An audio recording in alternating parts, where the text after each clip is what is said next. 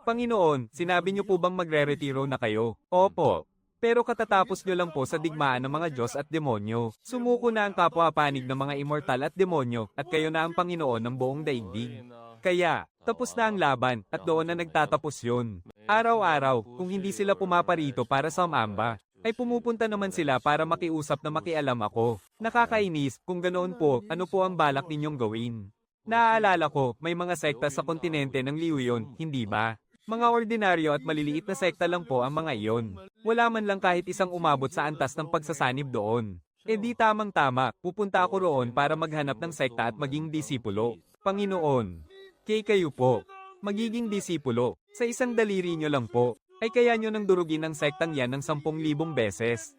Panginoon, sino po ba ako upang huwag ka ng maraming daldal? Aalis na ako. Tandaan mo, huwag kang magpapadala ng kahit sino para sumunod sa akin. Papaano naman po kung may mang-api sa inyo? Sa tingin mo ba, may makakaapi sa akin? Kontinente ng Liu yun. Hindi ko alam kung anong sekta ang sasalihan ko. Ito nga ang tunay na anyo ng isang dakilang sekta. Senior, nais ko pong pumasok sa sektang Luofeng. Edad at antas ng kultibasyon, 18 taong gulang. Unang antas ng Chi Refining. HMPH. Unang antas ng Chi Refining. 18 taong gulang pero nasa unang antas pa lang ng Chi Refining. Hindi tumatanggap ang sektang Luofeng ng katulad mo na may ganyang talento. Ngunit nakikita ko pong may dignidad at marangal ang pagkilos ng mga disipulo ng inyong kagalang-galang na sekta. Kaya ninais ko pong makasali rito. Ano namang silbi ng pagnanais mo? Sa sektang Luofeng, ang pinakamababang antas na tinatanggap namin para sa mga disipulo ay ikalimang antas ng Chi Refining. Ang katulad mo, mabuting maghanap na lang sa katabi naming sekta. Mayroon dong tinatawag na sektang Kangwo. Mas marami pa ang mga elder doon kaysa sa mismong mga disipulo. Doon ka siguradong tatanggapin. Sa katabi, maraming salamat po sa paggabay ninyo, Senior. Mas kahabag-habag pala ito kumpara sa inisip ko. Nandito na rin naman ako. Tuloy ka, pumasok ka muna at maupo. Kabataan. Gusto mong pumasok sa aming sektang Kangwo, ano ang iyong antas ng kultibasyon? Unang antas ng Chi Refining. Napakahusay. Anong maganda roon? Maganda dahil walang makikipag-agawan sa iyo. Sa aming sektang Kangwo ngayon, kung susumiin. Kasama ko, 8 lang tayong lahat dito. Kasama na doon ang Tagawalis at ikaw ang Koalo. Kung ganoon, ang alagad na si Shen An ay nagpupugay sa inyo, pinuno. Ito ang iyong medalyon. Simula sa araw na ito, isa ka ng pangunahing alagad ng sekta ng Kangwo. Siya nga pala, hindi ba't galing ka lang sa sekta ng Luofeng para magpalista? Paano niyo po nalaman? Ang sino mang dumaan sa daang iyon, siyam sa bawat 10 sa kanila ay tinanggihan ng sekta ng Luofeng. 30 taon nang nag-aabang ang matandang ito para lang saluhin kayo, na mga hindi pinalad doon. Ito ba talaga ang pribilehiyo ng isang pangunahing alagad? Ano pa ba ang inaasahan mo? Gusto mo pa bang pagsilbihan ka ng mga katulong? Halika na, ihahatid kita sa matutuluyan mo. Mamili ka lang ng kahit anong silid na gusto mo. Dito sa sekta ng Kangwo, kanya-kanyang sikap lang talaga tayo.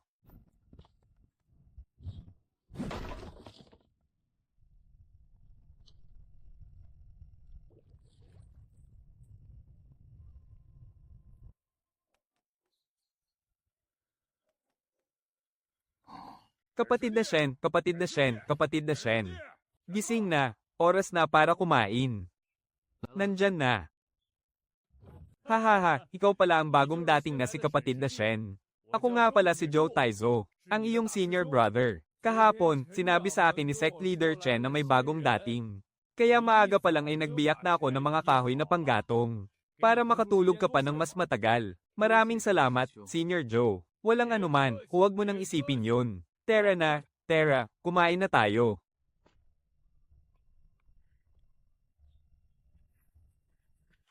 Ikaw pala ang bagong kasamahan natin. Ako si Lin Ching, ang pangalawa sa pinakamatanda rito. Maaari mo akong tawaging Senior Lin.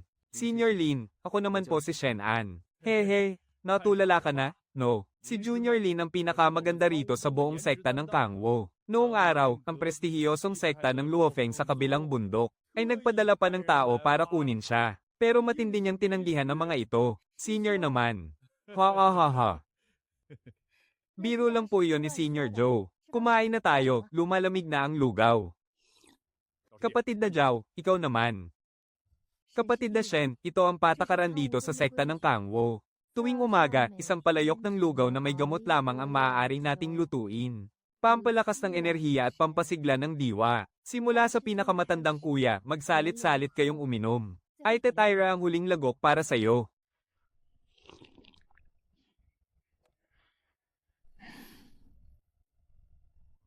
Ang sarap.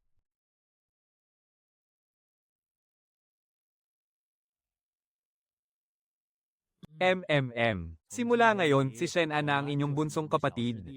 Pang-apat siya sa ranggo ng mga panloob na disipulo. Kayong mga kuya at ate niya, gabayan ninyo siyang mabuti. Walang problema, ako ang magtuturo sa kanyang magsibak ng kahoy. Napakadaling gamitin ng palakol ko. Pwede siyang manood kapag gumagawa ako ng elixir. Sa susunod na buwan, may pagtitipon ng mga sekta sa distrito ng Kangwo. Mahigit 10 sekta, malalaki man o maliliit, ang dadalo roon. Nakatanggap din ng imbitasyon ang ating sektang Kangwo ngayong taon. Talaga, noong mga nakaraang taon, hindi ba't minamaliit tayo ng malalaking sekta dahil sa kahirapan natin? At basta na lamang tayong nilalagpasan. Hindi tayo kinalimutan ngayong taon. Sinasadya talaga nilang ipadala ito sa atin. Isasagaw daw nila at isang malaking karangalan kung makakarating ang sektang Kangwo. Kung ganoon, pupunta ba tayo? Syempre naman, bakit hindi tayo pupunta? Hindi lang tayo basta pupunta, magsasama rin tayo ng mga tao. Isasama ko kayong apat sa pagkakataong ito. Lahat kayo ay pupunta sa tanghalan ng Qingyan para lumawak ang inyong pananaw. Haha, kung ganoon, kailangan ba nating i-lock ang pinto? Kahit i-lock natin, wala rin namang silbi. Kahit nga asong gala sa labas, kayang-kayang sipin pabukas ang pinto. Wala naman kasing mananakaw sa loob natin. Kahit nga mga daga, iiyak kapag pumasok doon dahil walang makakain. 3 araw matapos kong sumali sa sekta. Sa wakas ay nalaman ko na ang mga ari-arian ng sektang Kangwo. At halos kabisado ko na ang buong kalagayan nito. Mayroon lamang silang 3 ektarya ng mahiwagang lupang pansaka, na tinataniman lamang ng pinakapangkaraniwang unang antas ng mahiwagang palay. Ang ani ay halos sapat lamang para hindi sila magutom. Mas kawawa ang sitwasyon pagdating sa mga elixir. Ang lahat ay nakadepende lamang sa kakayahan ni Zhao Shuyan. Sa kanyang sining ng paggawa ng elixir na may 30% lamang na tsansa ng tagumpay. Ang nagagawa niyang mga tabletang pampalakas ng enerhiya ay napakaaspang at hindi maganda ang kalidad. At ang bisa nito ay hindi man lang umaabot sa 60% kumpara sa mga produkto ng malalaking sekta. Ang kanilang pamamaraan ng pagsasanay ay nakasulat lamang hanggang sa antas ng pagtatag ng pundasyon at bigla nang naputol. Kaya naman pala wala silang mailabas na malalakas na eksperto. Kahit na ang 8 tao sa sekta ay may magagandang potensyal. Nasa yugto pa lang sila ng pagbuo ng pundasyon. Mukhang kailangan ko talagang tulungan ng sektang ito.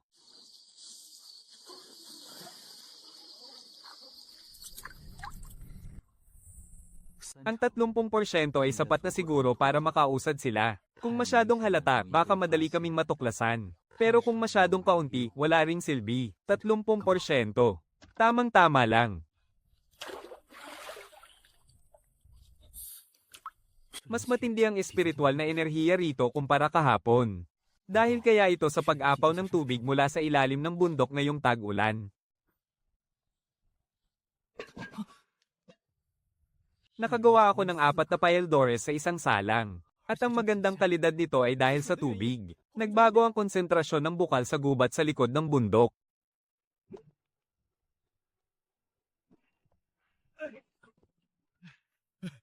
Nakahukay ng kayamanan si Junior Brother Shen. Saan galing to? Gumuho kasi ang bangin sa likod ng bundok.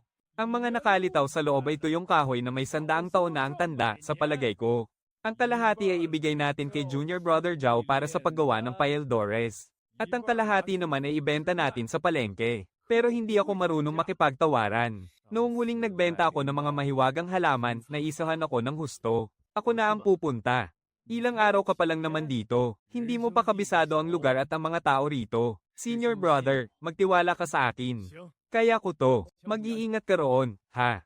Bata, magkano itong kahoy na chinling? 5 mababang klaseng spiritual stone bawat isa. 4 na piraso lang naman ang karaniwang presyo niyan sa palengke. 100 taong gulang na tuyong kahoy, na may taglay na espiritual na enerhiya. Nakakapagpakalma ng isip para maging mas maayos ang paggawa ng paeldores. Gusto ng binatang ito na bilhin ang 3 sa mga natitira. Mula sa anong sekta ka ba? Mula sa sektang Kangwo.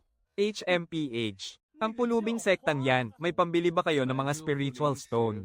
Kung hindi ka bibili, huwag kang hamarang sa daan. Kung ayaw niyang ibenta sa iyo, sa akin mo na lang ibenta. Swerte mo ngayon.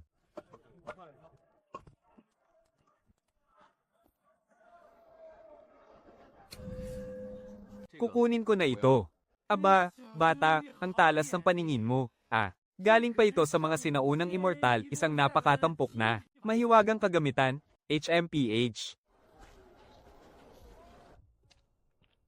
Oh, kamusta? Anong nangyari? Junior Brother Shen, hindi ka naman ba nakipag-away sa mga madadayang negosyante sa bayan? Magkanong mga spiritual stone ang nakuha mo? 68. Junior Brother Shen, magtapat ka nga sa akin. Winasak mo ba ang pwesto ng tindero roon? Natural lang to. Nakita kasi ng mamimili na maganda ang kalidad ng kahoy natin. Kaya kusa silang nagbayad ng malaki. At habang nasa daan, gumastos ako ng 8 mahiwagang bato. Para lang bilhin ang ganitong klaseng bagay. Ang kalawanging bakal na to, nagkakahalaga ng 8 mahiwagang bato. Siguradong naisahan ka, ng hampas lupang pulubi roon sa pamilihan. Kuya Jao, malawak ang kaalaman mo. Halika rito, tingnan mo ang mga guhit sa ilalim ng cauldron to. Hindi ba parang kakaiba ito?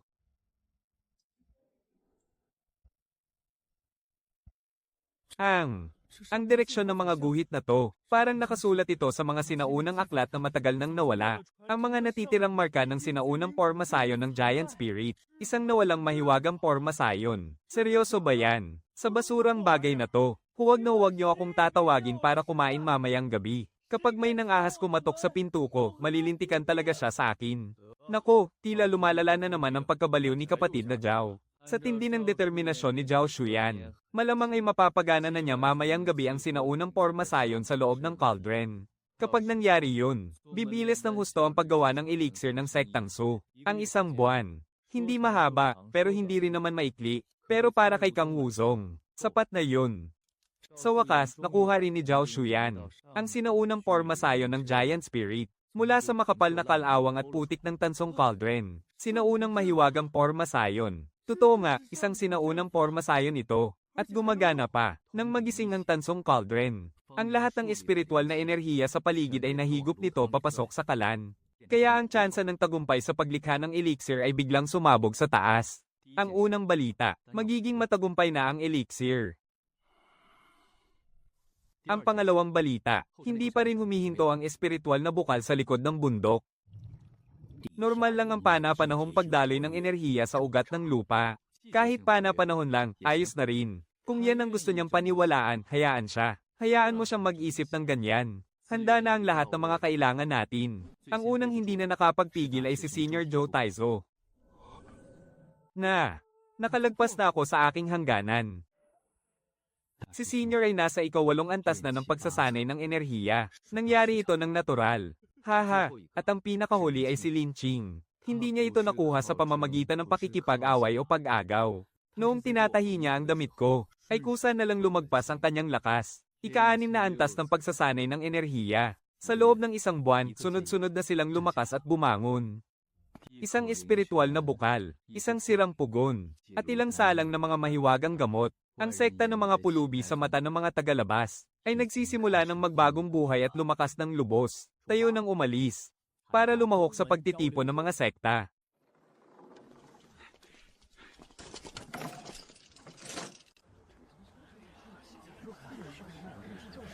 Hoy, mula saang sekta ba ang mga pulubing iyon? Bakit parang hindi ko pa sila nakikita noon? Nako, pati ba naman iyan ay hindi mo alam? Hindi ba't yan ang sekta ng Kengia na nakatago lang doon sa liblib na bundok? Akalain mong naglakas loob pa silang sumali ngayon dito? Balita ko, sa buong sekta nila, ang pinuno lang nila ang nag-ensayo ng halos buong buhay niya. Pero hanggang ngayon, nasa simula pa lang siya ng mahinang antas ng pagbuo ng pundasyon. Pero kung sa bagay, sino kaya ang nasa pinakahuli ng grupo nila? Iyong mababang disipulo na nakaberdeng kasuotan. Sobrang gwapo naman niya. Para siyang isang tunay na immortal na bumaba sa mundo ng mga tao. Haha, tingnan mo ang malaking mamang yon, ang lakas pumorma. Mukha naman siyang mangangahoy sa suot niya. Iyan talaga kapag galing sa walang kwentang sekta. Kung hindi sila magpapakitang gilas, wala na silang mukhang ihaharap. Sektang pulubi.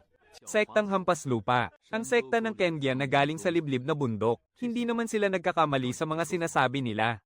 Pero may isang bagay silang nakalimutan. Kasama na nila ako sa sektang ito ngayon. Hindi ba't ito ang mahirap na grupo mula sa sekta ng Kengyon? Bakit, naghahanap ba kayo ng sakit sa katawan? Pumunta ba kayo rito para lang magpapi sa aming sekta ng Luofeng? Hahaha, Taizo. Kapag nasa labas ka, kung kaya mong magtimpi, magtiis ka hanggang sa huli para sa akin. Huwag na huwag mong gagamitin ang mga kamay mo, Senior Zhao. Ito nga ang pulubing sinasabi ko sa iyo. Grabe, ang Kangwosek. Aba, sinong mag-aakala? Nasa isang lugar tulad ng Kangwosek, isang basurang lugar na sa sobrang hirap ay walang pambili kahit sa lawal, ay makakapagpalaki ng isang napakagandang dilag. At ang hubog ng katawan na iyan. Talagang may ipagmamalaki, hahaha. Hayop ka, sino ang binabastos mo? Sinong tinatawag mong basurang lugar? Sino ang tinatawag mong mababang uri? Senior, huwag kayong magpadalos-dalos. Bumalik ka rito, bilis. Ayusin mo yung pananalita mo. Pupunitin ko ang mabaho mong bibig.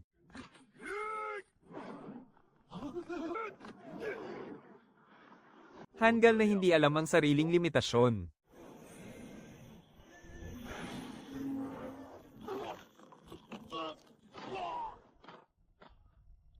Senior, akala ko pa naman ang Luofeng Sect ay isang dakila at tanyag na sekta. Pero nang makita ko ngayon, kumpol lang pala kayo ng mga taong nakapaligid sa isang babae at nagkakalat ng dumi gamit ang inyong mga bibig.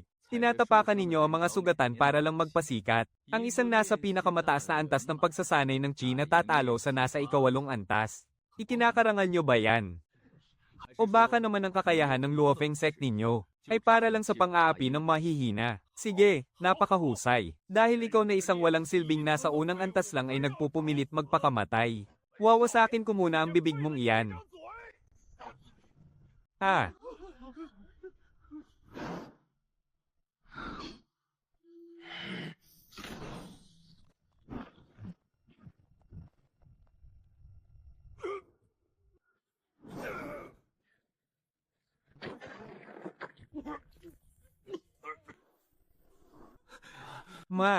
Mandaraya ka. Walang hiya kang pulubi.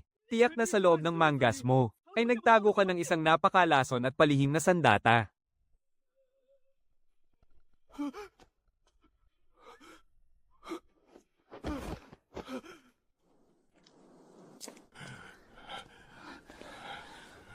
Senior, masakit pa ba ang balikat mo? Shen. Kapatid na Shen. Paano mong nagawa yun kanina? Hindi maaari. Ang panimulang antas ng pundasyon. Anong panimulang antas ng pundasyon? Hindi ba't sinabi mo nang magpatala ka na nasa unang antas ka lang ng pagsasanay ng Qi? Hindi ko naman sinasadyang ilihim sa inyo. Nasanay lang talaga akong itago ang tunay kong lakas araw-araw. Sa totoo lang, ang tunay kong kakayahan ay nasa unang yugto pa lang ng pagbuo ng kapangyarihan. Ang unang antas ng pundasyon. Pinuno, nakita mo ba yon kanina? Isang daliri lang ang ginamit niya. Pag-usapan natin yan pagbalik natin. Huwag mo akong ipahiya rito sa harap ng marami.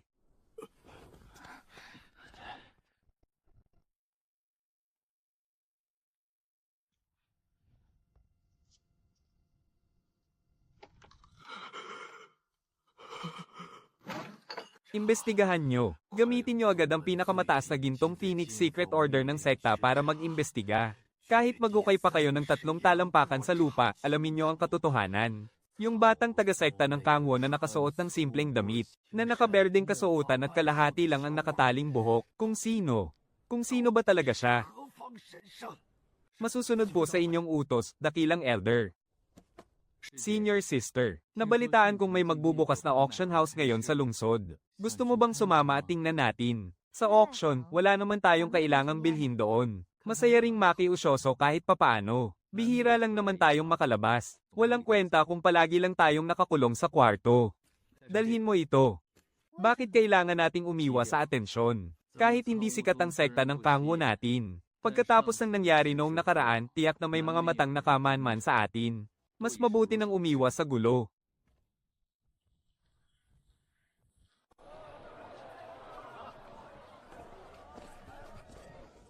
Ang bayad sa pagpasok ay 2 spirit stone bawat tao.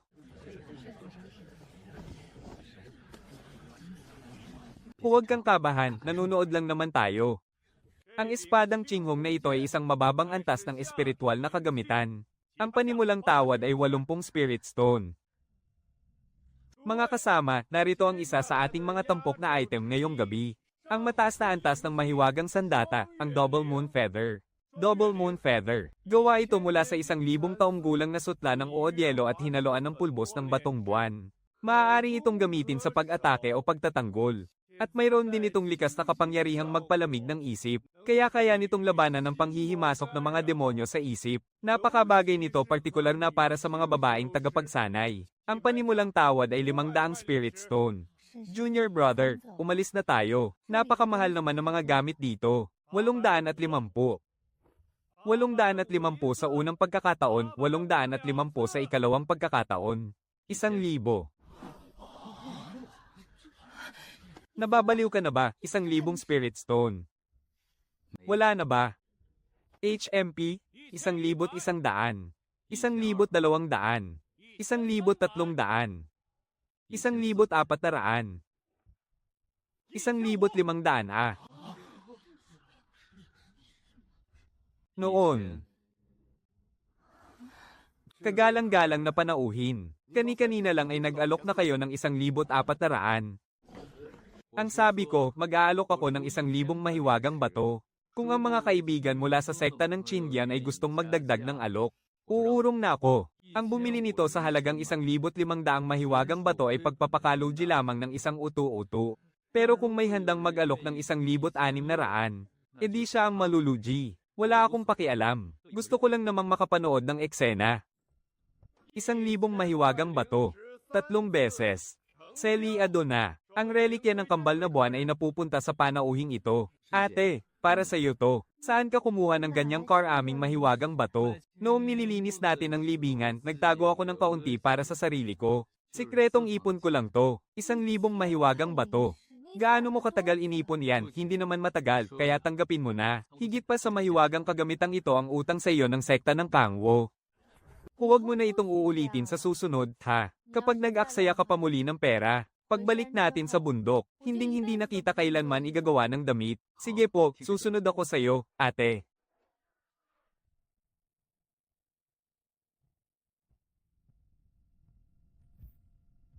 Ate, sandali, huminto ka muna. May sumusunod sa atin. Napakalaki naman ng inyong ginastos, kayong dalawa. Subalit, hinala ko na hindi marangal ang pinagmulan ng inyong mga mahiwagang bato kani-kanina lang.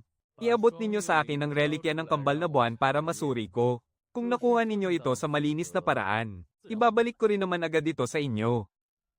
Ang sekta ng Qindian ay isa ring kilalang sekta. Pero bakit sa tapat ng araw ay nagnanakaw kayo? Nais ko lamang makipagsubukan ng lakas sa inyong dalawa. Para makita kung karapat-dapat ba kayong magmay-ari ng isang mataas na uri ng mahiwagang kagamitan. Ate, umatras ka. Huwag mong hayaang matalsikan ng dugo ang bago mong damit. Pero ang kalaban ay nasa antas na ng foundation. Umatras ka. Sigurado ka bang haarang ka? Bakit? Natatakot ka ba?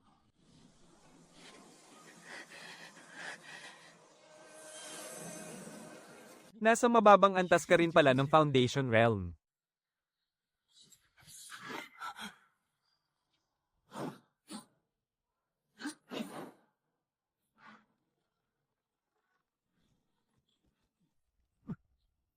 Gusto mo pa bang lumaban?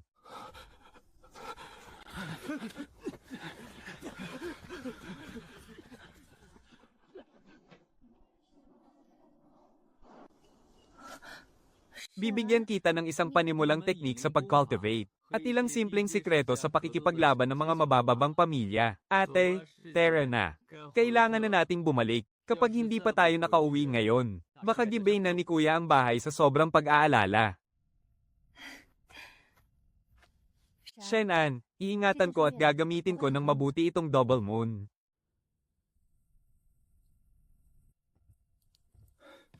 Mababaliw na ako sa pag-aalala. Sina Shen at Lin Ji ay umalis para magtinda. Pero bakit gabi na ay hindi pa rin sila nakakabalik? Hindi kaya.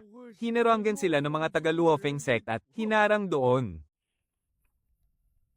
Huwag kang mag-alala, hindi mangyayari yon. Umupo ka na lang ng tahimik dyan. Hindi yun magaganap. Hoy, nerd, paano mo naman nasisigurong hindi mangyayari yun? Paano kung sumugod ang mga malalakas nilang eksperto? Dahil si Shen-an ang kasama ni Junior Sister Lin ngayon. Kapag kasama ang batang yon, kung mayroon mang malas na hanggal na walang takot, at magtangkang lumaban, ang mapapahamak lang ay ang mga cultivator ng kabilang sekta. Lin Tech, kahit medyo nakakainis ka magsalita, pero kung iisipin ng mabuti, mukhang totoo nga at wala talagang duda. Salamat naman at nakabalik na kayo. Muntik ko nang bitbitin ang aking palakol para hanapin kayo. Kuya, wala pong nangyaring masama sa amin. May konti lang kaming naging abala sa daan. Sabi ko naman sa iyo, hindi sila ang mapapahamak. Mabuti naman kung ganoon. Matatapos na rin naman ang pagpupulong. Bukas ng umaga, babalik na tayo sa sekta.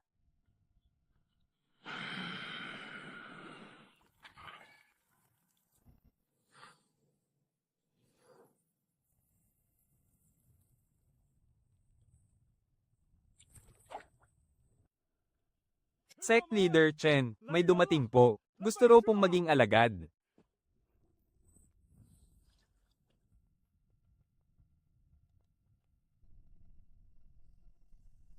Kuya Shen, Ate Lin. Ito nga pala ang bago nating junior brother, si Lu Chen. Nandyan po ba si Sect Leader Chen? Gusto ko pong pumasok sa Kangwoo Sect. Guro, may nais po silang maging alagad ninyo. Kumusta? Ano ang iyong pangalan? Saan ka galing? Ako po si Lu Chen. Galing po ako sa Qingye Town. Nabalitaan ko po kasi na hindi tinitingnan ng Kangwoo Sect ang talento ng mga gustong pumasok. Kaya gusto kong subukan. Ilang taon ka na ba? 16.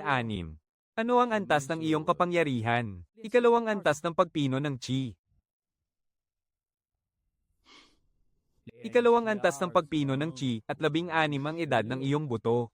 Hindi nga ganoon kahusay ang talento mo. Napakasimple ng batas dito sa sekta ng Kangwoo. Kung gusto mong pumasok, tatanggapin kita. Pero tandaan mo, hindi kami nagpapakain ng mga palamunin dito. Kaya ko po. Simula sa araw na ito, isa ka ng disipulo ng loob ng sekta ng Kangwoo. Maraming salamat po, pinuno. Hahaha, kapatid na Lu, galing ka ba sa bayan ng Qingye? Sa silangan ba o sa kanluran? Sa silangan po, malapit sa pangunahing daan doon. Hindi ba't may kainan ng pansit doon? Masarap ang pansit na gawa ng may-ari doon. Oo po. Dumaan o kumain na rin po ba kayo roon, senior? Sige na, magpahinga ka na ng mabuti. Bakit, may napansin ka bang kakaiba sa kanya? Wala naman pong kakaiba. Kaya lang, pakiramdam ko. Medyo kawili-wili ang bagong kapatid na ito. Senior, hahaha.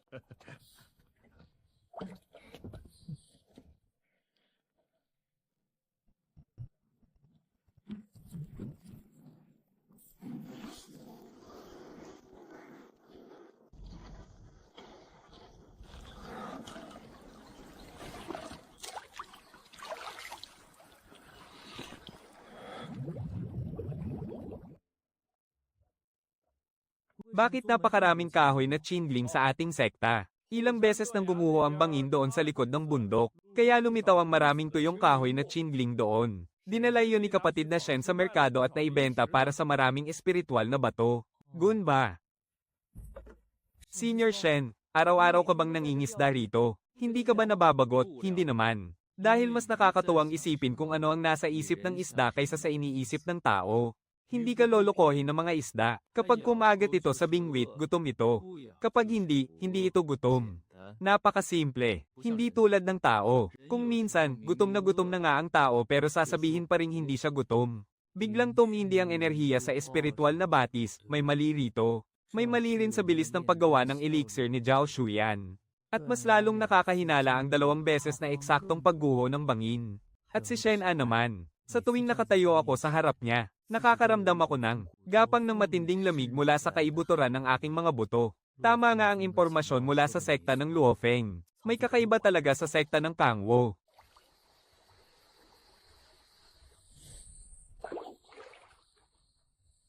Mukhang tina-target na sila ng sekta ng Luofeng.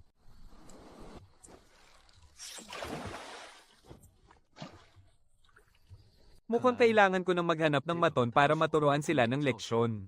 At kailangan ko rin ng dayuhang tagapagtanggol na pwedeng sumalo ng sisi para sa akin.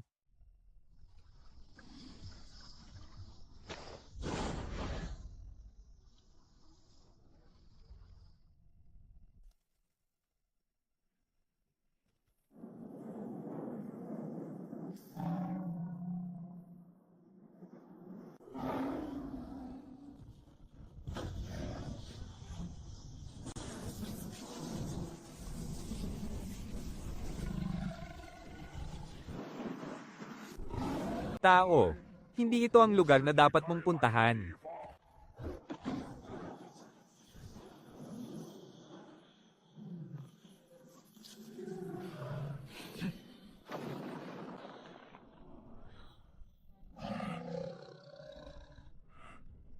Anong klaseng nilalang ka ba talaga? Tao ako. Naparito ako para humingi ng tulong mo. Nakatira ako sa isang maliit na sekta. Baka magkaroon ng kaunting gulo roon sa mga susunod na araw. Kulang kami sa tagabantay sa pinto. Karaniwan, sa likod ng bundok ka lang mamamalagi. Kapag may nanggulo, lumabas ka para takutin sila. Kung kailangan, patayin mo na rin sila. Daan-daang taon akong naghari rito. Tapos gagawin mo lang akong tagabantay ng pinto mo. Heto ang paunang bayad. Kapag nagawa mo ng maayos, may dagdag pa. Hindi ko tiyak kung gaano katagal. Maaaring ilang taon. O baka naman ilang dekada. Kapag naging matatag na ang maliit kong sekta, maaari ka nang umalis kahit kailan mo gusto. Pinapangako ko. Tayo na, ituturo ko sa iyo ang daan. Ano nga palang pangalan ng sekta mo? Sektang Kangwo, ngayon ko lang narinig yan. Normal lang yan, maliit at hamak lang naman kasi na sekta yon. Saksakan ng hirap yun, walang-wala talaga. Isipin mo na lang na nagkataong napili mo ang lugar na ito. Para sa tahimik mong pagsasanay at walang kinalaman sa akin ang pagdating mo. Sige, nakuha ko. Pero may isang bagay akong dapat linawin sa iyo ngayon pa lang. Kapag naging mapangahas ang mga tao sa sekta mo, at kusang humanap ng gulo sa aking lugar, hindi ko magagarantiyang hindi ko sila gagawing hapunan. Hindi nila gagawin yun. At hindi mo rin magagawa yun. Sektang Kangwo. Isang hamak na sekta lang pero may nakatira palang dambuhala. Natutulog kung araw at nanginginain naman ng mga dambuhalang ahas sa gabi. Basta, lumayo ka sa misteryosong palaisdaan na iyon. Walang magandang mangyayari roon.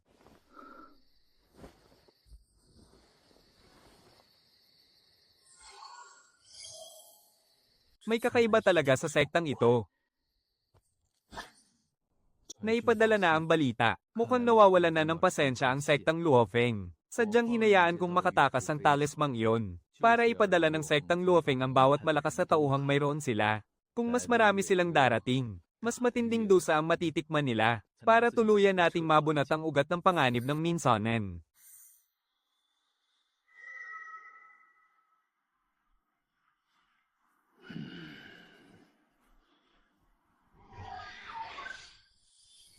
Sa digmaan, bilis ang pinakamahalaga. Habang hindi pa lumalakas ang sekta ng Kangwo, pabagsakin na natin sila sa isang iglap. Tungkol naman sa ating reputasyon. Sabihin na lang nating ninakaw ng sekta ng Kampang ang mga banal na kayamanan ng ating sekta ng Luofeng. Iutos mo na bukas ng madaling araw ang dakilang elder ang Manggenguna sa pagsalakay. Magsama ng 10 elite na disipulo ng Inner Gate patungo sa sekta ng Kangwo. Diplomasya muna bago ang dahas. Sabihan mo si Lu Chen na maghanda para sumaklolo. Masusunod po.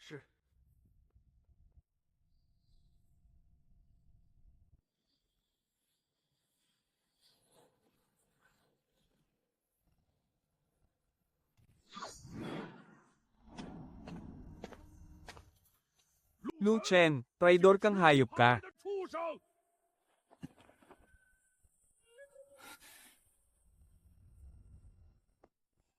Ako ang kalaban mo. Ang tunay na lihim na sining ng sekta ng Tangwo, ang Tangwoi. HM. Sining ng espada ng Luofeng. Tutuperin ko lang ang aking utos. HMM. Kahanga-hangang lakas. HMPH. Hindi pa ako patay. Ikalawang anyo, ang pagbagsak ng Kangwo. Pagbaba ng bagyong mula sa langit. Matagal ko nang sinabi sa inyo.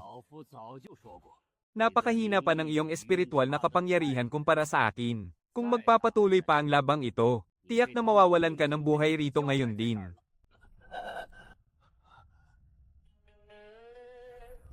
Lumabas kayo at ang mga walang isip na hampas lupang ito ay puksain ninyong lahat ng walang matitira para sa akin.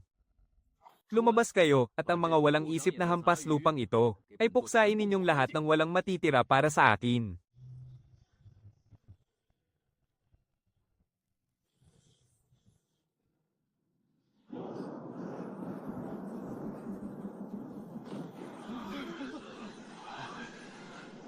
Huling yugto ng Nascent Soul.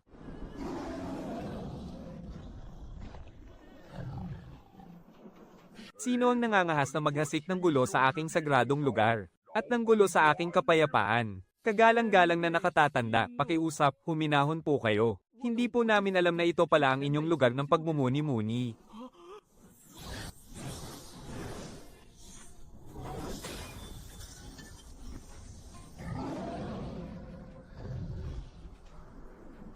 Sa aking harapan ay nangangahas pa kayong lumaban.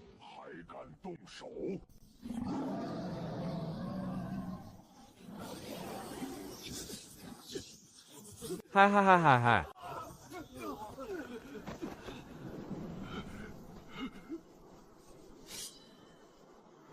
Kagalang-galang na nakatatanda, ang aming pinuno ng sekta ng Luofeng na si Feng Qingyao ay isang dakilang eksperto ng Nascent Soul. Maaaring may hindi pagkakaunawaan lamang sa nangyari ngayon. Sana po ay pagbigyan ninyo kami alang-alang sa sekta ng Luofeng.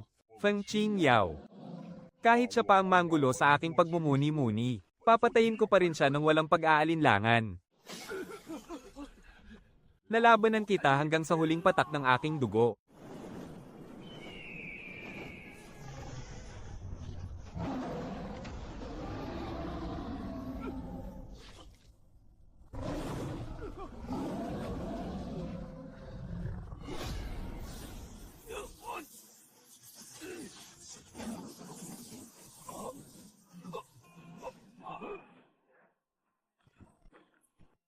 Kagalang-galang na nakatatanda, maawa po kayo. Ngayong araw, nabulag ang matandang ito. At nabulabog ang inyong tahimik na pagsasanay, senyor. Handang humingi ng tawad ang sekta ng Luofeng. Binulabog ninyo ang aking kapayapaan. At sinaktan ninyo pa ang mga tao sa aking kagubatan. Tatakas kayo, huli na ang lahat. Lumayas kayo rito at sabihin ninyo kay Feng Qingyao. Mula sa araw na ito, bawal nang tumapak ang sekta ng Luofeng kahit isang hakbang sa loob ng 100 li rito. Kapag muli ninyong binulabog ang aking kapayapaan, papatayin ko ang sino mang manggahes na pumunta rito.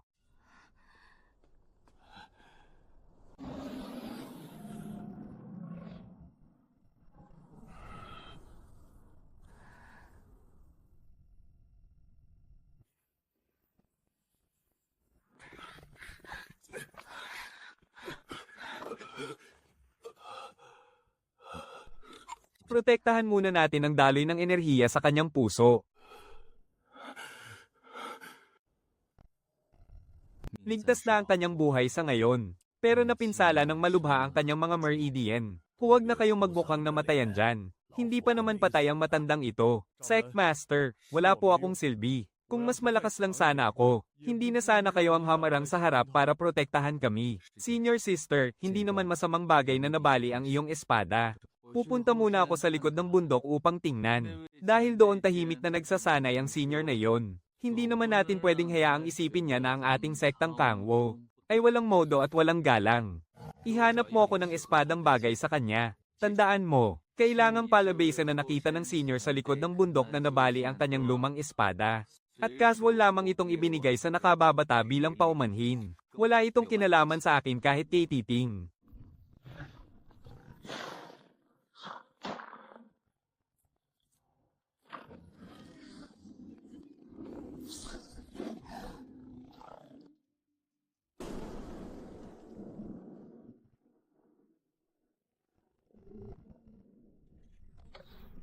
Kani-kanina lang, nabulabog ng aking kidlat at apoy ang inyong sekta. Ang lumang bagay na ito sa loob ng kahon ay wala nang silbi sa akin. Kaya tanggapin mo ito bilang aking paumanhin.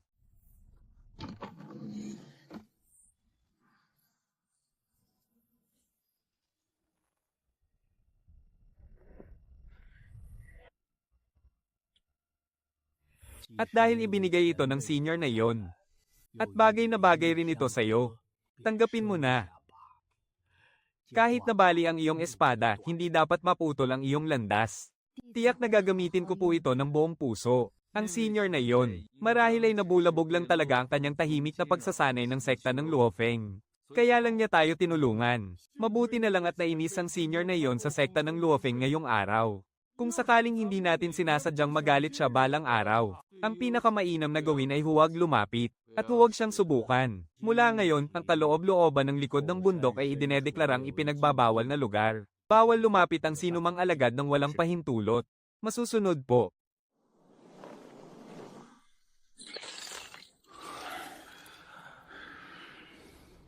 Sektang Kangwo, isang maliit na sekta na parang langgam lang.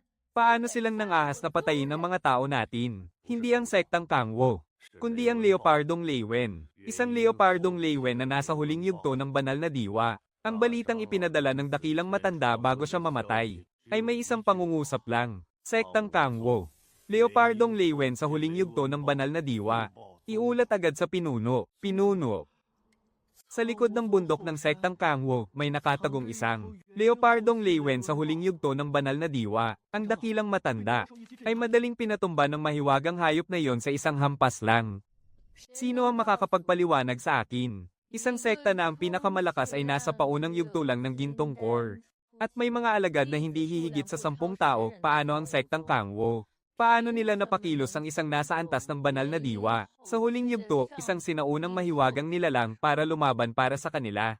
Ipabot ang utos na ito. Ang mga alagad ng sektang Luofeng ay pansamantalang pinagbabawalang lumapit sa likod ng bundok ng sektang Kangwo. Pinunong Bailey, palalampasin na lang ba natin ito ng ganoon kadali? Hindi natin ito palalagpasin. Pero hindi ngayon ang tamang oras para sumugod ng walang pag-iisip at magbuwis ng buhay. Halos 100 taon nang nakasara ang ating ninuno para sa kanyang lihim na pagsasanay. At ibinubuhos ang lahat ng lakas upang marating ang antas ng transformasyon ng kaluluwa. Kapag matagumpay na siyang nakatapos sa pagsasanay, ang pagharap sa isang nasa antas ng banal na diwa, na Leopardong Leywen ay magiging parang pagbaligtad lang ng palad, bulwagang dilim, mag-imbestiga kayo. Gusto kong malaman kung bakit ang Leopardong Leywen na iyon ay tahimik na nagsasanay sa likod ng bundok ng sektang Kangwo. Huwag kayong magpapalampas ng kahit isang detalye. Masusunod, pinuno, agad po kaming mag-iimbestiga.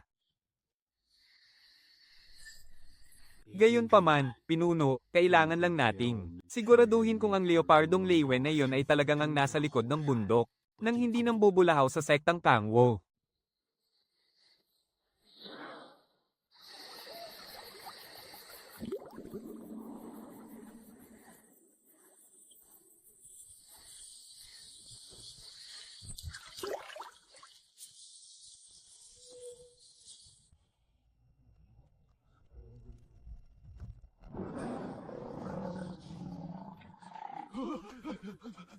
Totoo nga, mayroon talagang Leopardong Leywen sa huling yugto ng banal na diwa sa likod ng bundok.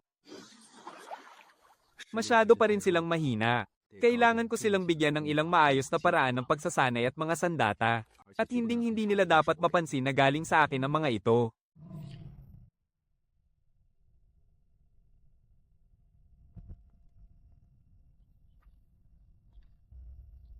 Buti na lang at maraming inihandang ekstrang gamit para sa ipadala sa akin ng matandang si Grey Wolf.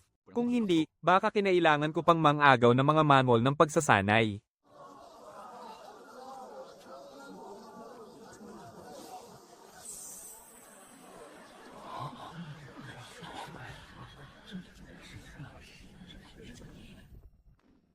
Ang susunod na tampok na bagay, ang kamao ng gumuho na buwan. Isang diskarte sa labanan sa antas ng daigdig sa huling yugto, na may 7 estilo. Kapag lubos itong nakabisado, ay kaya nitong magpabagsak ng mga kalaban na mas mataas ang antas. Angkop para sa mga nagsasanay na gumagamit ng lakas, 7,500. 9,500, 7,500, 8,000, 3,000. Ang susunod na ia-auction, antas 0 na teknik sa pagkilos, ang shadow step. 5 araw. 5,000 para sa tunay na gabay sa Alkaimaya. 3,800 para sa mga tala ng dakilang manggagamot sa huling yugto ng Golden Core. Ang walang katulad na espada ng kambal na buwan, mahiwaga at pambihirang sandata sa loob ng 9 na henerasyon. Ang panimulang presyo ay 6,000, 11,000, 12,000, 13,000, 15,000.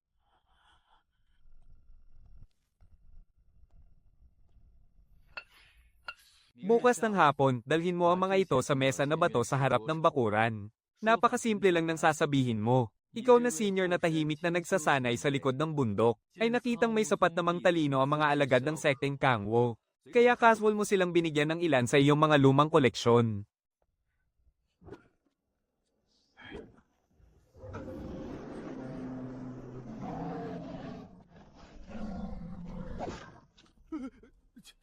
Senior. Nakikita kong mababait naman kayo sa aking paningin. Kaya ang pangunahing teknik na ito ay para madagdagan naman ang inyong mga yaman. Huwag nyo nang itanong kung bakit. Masaya lang ako, siya nga pala. Nasaan ang batang nagngangalang Shen-an? Bakit hindi ko siya nakikita? Nasa palaisdaan po sa likod ng bundok si Junior Brother Shen. Gusto ko rin ng batang iyon. Pagbalik niya, hayaan mo siyang pumili rin ng isang libro. Ha ha ha ha ha ha ha.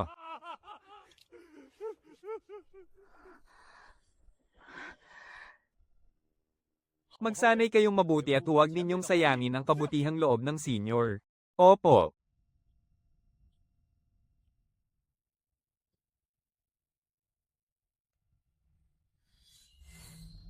Kailangan kong magsumikap para umunlad, para mas maipagtanggol ko ang ating sekta.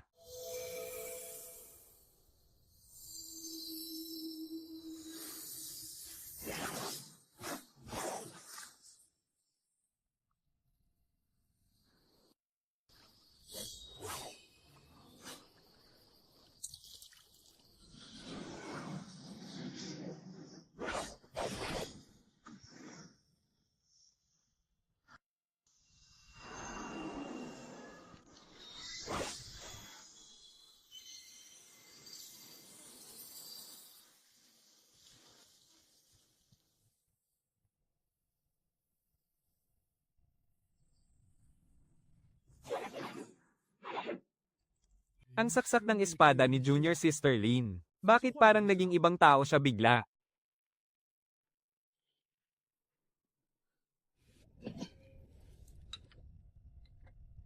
Ang pag-ani sa susunod na batch ay dapat mas maaga ng 3 gabi.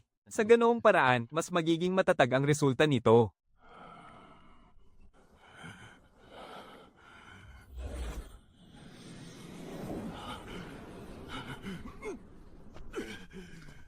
Huwag kang magmadaling pilitin ang pag-usad. Ibaon mo muna ang iyong mga paa at maging matatag.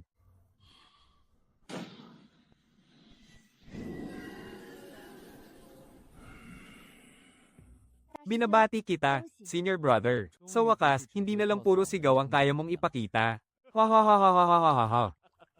Ang unang estilo, salamat sa iyo, junior brother Shen. Iba talaga ang sandata mula sa huling yugto ng Lingji. Ang lakas nito ay nadobal man lang. Junior Brother Shen, nakuha ko na ang unang anyo, ang Frost Descent. Nakita ko po.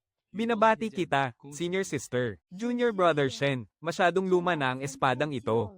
Ako ay, natatakot na ang sirang bakal na espadang ito, ay hindi magtatagal at bigla na lamang madudurog. Pinakamahaba na ang makayanan nito sa loob ng 1 buwan. Kapag pinwersa mong gamitin ito sa laban, tiyak na mababasag ang talem, at mapapahamak ang iyong mga meridian dahil sa ganting salpok ng enerhiya.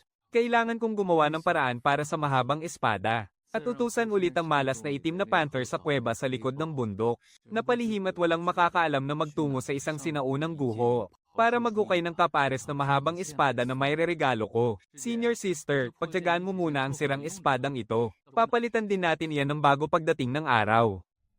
May 1 buwan pa. Liwenbao, mukhang sa mga susunod na araw. Ang balat sa likod mo. Mangangatog na naman sa takot ng walang dahilan.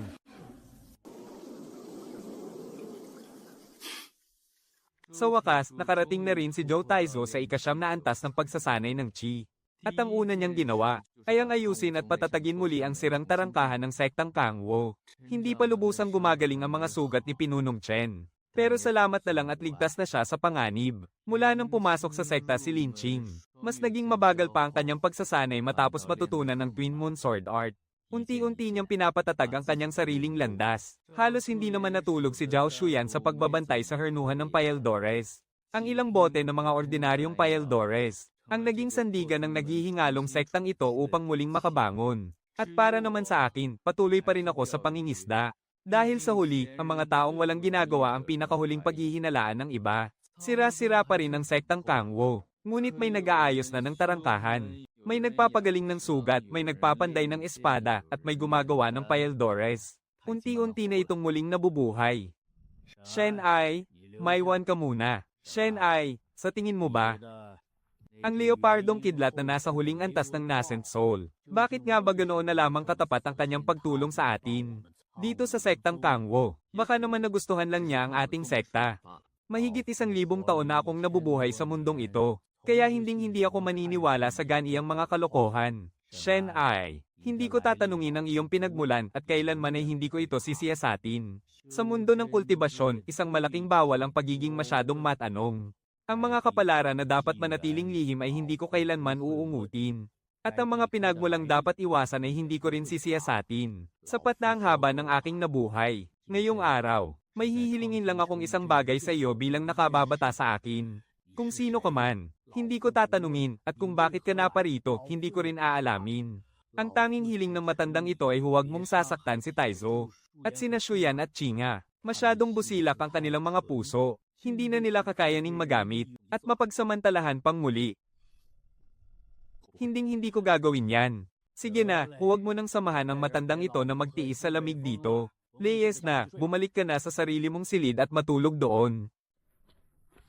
Ano pa man ang dahilan mo sa pagpunta rito sa sekta ng Kangwo, hindi niya sila sasaktan. Pero ang sekta ng Luofeng, tiyak na gagawin yon. Kaya bago pa mangyari ang araw na yon, kailangan niyang mapalakas pa ang sekta ng Kangwo. Maging sapat ang lakas nito para protektahan ang sarili nang hindi na niya kailangang makialam.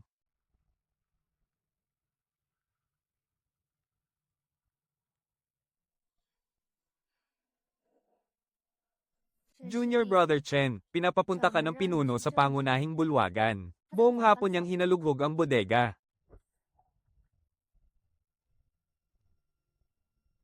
Para mahanap ang espadang ito. Isa itong espiritual na armas ng katamtamang antas at ang pangalan ay Shuanen. Malapit nang mabali ang bakal na espada ni Chinga. At ang espadang ito ay perpekto kapag ipinare sa sining ng kambal na buwan. Ito naman ang kumpletong bersyon ng sining ng Kangwo Heart Sutra. Nakatala rito ang lahat ng paraan ng pagsasanay mula sa simula ng pag-ipon ng chi hanggang sa rurok ng antas ng Diyos. Isang pinuno na nasa unang antas pa lamang ng gintong core, pero nakapagtataglay ng kumpletong sining na diretsyong umaabot sa antas ng Diyos. Hindi alam ng matandang ito kung dapat ko bang ibigay sa kanila ang mga ito. Kung walang leopardo sa likod ng bundok na magbabantay sa kanila, kapag kumalat ang kasulatan ng antas ng Diyos na ito, ang buong Tianlan ay tiyak na mag-aagawan para rito. Pinupuntirya na tayo ng sekta ng Zuafeng. Mayroon man tayo nito o wala, tiyak na susugod pa rin sila rito.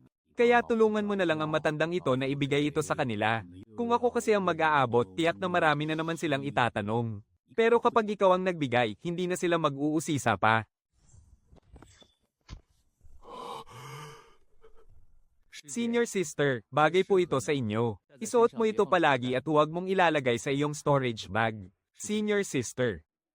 Ito naman ang para sa iyo. Bakit ka umiiyak? Inilabas na ng pinuno maging ang mga pinaka-iniingatan niyang kayamanan. Magsanay kang mabuti.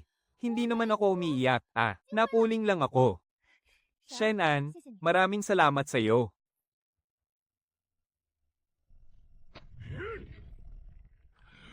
Sa loob ng kalahating buwan, natutunan na ni Taizo ang sining ng Bengdi.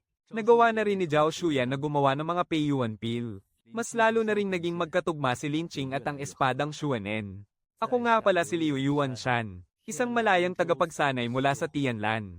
At siya naman po ang aking apo, si Liu Shaowan. Noong aking kabataan, nakagawa ako ng mortal na kaaway. Ang tanging hiling ko lang ay mabigyan si Shaowan ng ligtas na matutuluyan.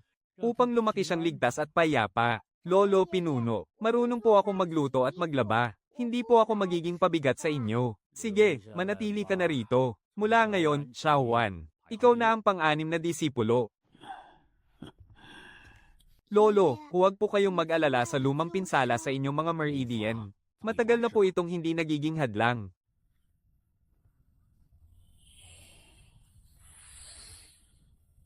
Dati ka palang napinsala ng laso ng apoy na sapilitang sinelyuhan ng iba. Sa ngayon, ang kaya mo na lang ilabas ay ang lakas ng gitnang antas ng foundation establishment. Inumin mo ito ng 7 sunod-sunod na araw para matuno ang gamot. At gagaling ng 70% ang iyong pinsala. Sa loob ng 6 na buwan, hindi ka pwedeng makipaglaban sa iba. Magkanong spirit stone ang kailangan, senior brother? Huwag na, hindi ko kailangan ng spirit stone. Ang mga halamang gamot ay pinitas lang sa likod ng bundok. Pero ako mismo ang nag-refine nito. Kung talagang nahihiya ka, pagdating ng taglamig, tulungan mo na lang akong ayusin ang mga bitak mula sa sumabog kong hernuhan. At ayusin ang mga bintana ng silid alkamiya na pinapasukan ng malakas na hangin. Mababait po ba talaga ang lahat ng mga senior brother at senior sister dito? Masyadong maingay si eldest senior brother. Masyadong tahimik naman si senior brother Zhao. At masyadong tamad naman si junior brother Shen. Walang sino man sa kanila ang masasabing perpekto. Kung mabait ba ako o hindi, malalaman mo rin sa mga susunod na araw.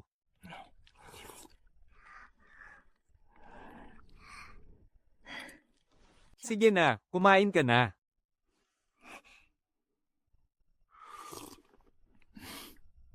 Sa susunod na buwan, may gaganaping malaking pagtitipon ng mga sekta sa Tianyin. Ito ay gaganapin sa ilalim ng Tianlan Auction House. 12-12 ng malalaki at maliliit na sekta ang darating. At saan man ay makakakita ka ng mga eksperto sa antas ng Golden Core. Nakatanggap din ng imbitasyon ng ating sektang Kangwo. Isasama ko si Tio Taizo, sina Yan Chinga, at Shen An, Sect Master. Ang pagpunta ba natin sa ganoong kalaking okasyon ay hindi parang naghahanap lang tayo ng kahihiyan. Kahit mapahiya pa tayo doon, kailangan pa rin nating pumunta. Kailangang lumabas para makita ang mundo upang malaman natin kung saan tayo nagkukulang. Napakaliit lang ng sekta natin. Bakit naman kaya tayo partikular na inimbitahan ng Tianlan Auction House? 20 taon na ang nakalilipas, nagbenta ako ng isang balto ng mga pambihirang materyales sa Tianyin. Isang beses ko pa lang siyang nakatagpo. Isang beses lang kaming nagkita, pero nagtagal iyon ng buong 20 taon. Napakalupit ng network ng impormasyon ng Tianlan Auction. Nitong nakaraan, ginamit lang niya ang tuso at mapagsamantalang isip ng isang negosyante. Para maagang makasundo ang dambuhala sa likod ng bundok na anumang oras ay kayang.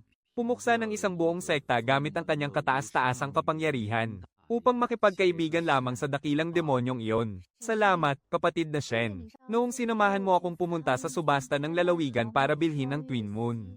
At sinalag mo pa ang napakaraming panganib para sa akin. Ate, nung nandoon tayo sa masukal na gubat pabalik sa lungsod, hindi ba't nagpasalamat ka na sa akin? Nang isang beses noon. Dahil gusto ko, bakit ba? Bawal ba akong magpasalamat sa iyo ulit sa ilalim ng liwanag ng buwan? Kuya Shen. Nangingisda ka ba, HMM?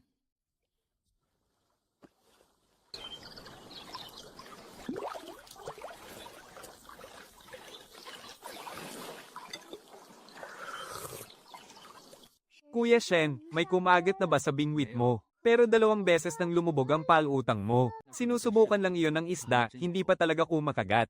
Kuya Shen, bakit mo itinapon pabalik? Masyado pang maliit, hayaan muna nating lumaki. Kuya Shen, hindi ka ba nangingisda para may makain? Para saan pa pala? Para lang maupo ng sandali. Doon sa lalawigan ng Tianyin, sinabi ni tagapamahala Chen na ipaghahanda niya tayo ng matutuluyan. Pinag-isipan ko ito ng mabuti. At sa tingin ko ay tila hindi ito tama. Hindi natin dapat tanggapin ang pabor na hindi natin pinaghirapan. Isang beses ko palang nakasalamuha ang matabang si Chen. Masyado siyang naging magiliw bigla. Kaya hindi mapalagay ang loob ko. Kaya sa pagpunta natin sa lalawigan ng Tianyin, babalak kung humanap na lang tayo ng sarili nating matutuluyan. Para hindi na natin maabala pa si tagapamahala Chen. Nais kong mauna ka ng isang araw sa lalawigan ng Tianyin. Para maghanap ng pansamantalang masisilungan. Hindi kailangang maging marangya, basta malinis lang. At huwag masyadong mahal. Dahil wala namang natitirang gaanong espiritual na bato sa kaba ng sekta. Sige po, aalis na ako bukas. Ito ang mga natitirang espiritual na bato sa kaba ng ating sekta. Hindi marami, mahigit 300 piraso lang. Dalhin mo ito. Punong sekta. May sarili naman akong pera. Alam kong may pera ka. Pero dahil ginagawa mo ito para sa sekta, hindi maaaring hindi maglabas ng pera ang sekta. Punong sekta, ano pong balak ninyong isagat kay Ginoong Chen? Nasagot ko na siya. Sinabi kong salamat sa kanyang mabuting loob. Pero dahil marami ang mga tao sa sekta ng Kangwo, nakakahiya namang makaabala pa sa kanya, kaya kami na lang ang maghahanap ng matutuluyan. Bukas, kailangan na namang magtungo sa Tianyin. Hindi ito palihim na pag-alis ngayon, kundi hayagan at marangal. Medyo bago sa akin ang bagay na ito. Sa dinami-rami ng taon na nabuhay siya, hindi pa siya nakakapaghanap ng matutuluyan para sa iba kahit kailan.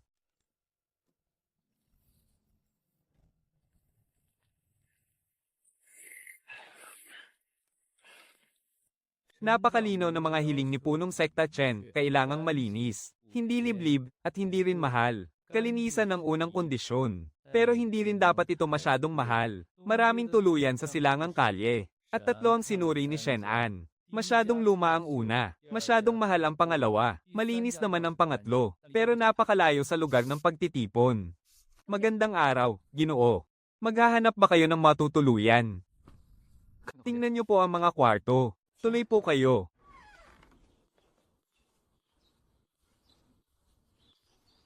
Magkano po ang isang araw? 2 batong espiritual kada kwarto sa isang araw kasama na ang almusal. Kapag nanatili kayo ng mahigit sa 3 araw, maaari nating ibaba ang presyo.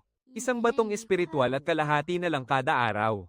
4 na kwarto para sa 3 araw. Baka naman pwede pang tawaran. Ginoo, 16 na batong espiritual na lang. Hindi ko na po kayang ibaba pa riyan. Ginoo, ayaw niyo po bang kumuha muna ng 1 araw para subukan? Hindi na kailangan. Sa makalawa ng hapon, may 5 taong darating. 4 na kwartong nakaharap sa timog. At dapat magkatabi ang 2 sa mga ito. Ginoo, ito po ang mga susi, pakiitago ng mabuti. Ginoong tagapamahala, gaano po kalayo rito ang lugar ng pagtitipon? Pagkalabas nyo ng eskinita, maglakad kayo patungong silangan. Lumampas lang kayo sa 2 kalye. Kapag nakakita ka ng isang malaking puting bakuran, yun na yun. Isang mabilis na lakad lang. Ang ganoong kalayong lakad ay hindi masyadong malayo o malapit, sakto lang.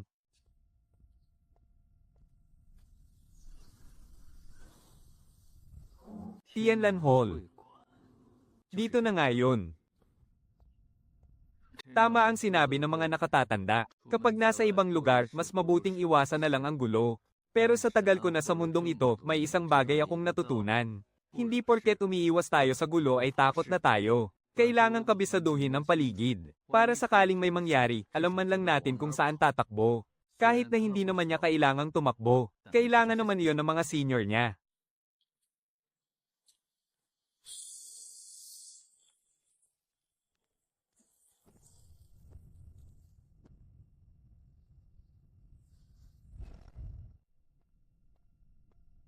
Kapatid na Shen, nakabalik ka na pala. Nakahanap ka ba ng matutuluyan? Oo, nakahanap ako.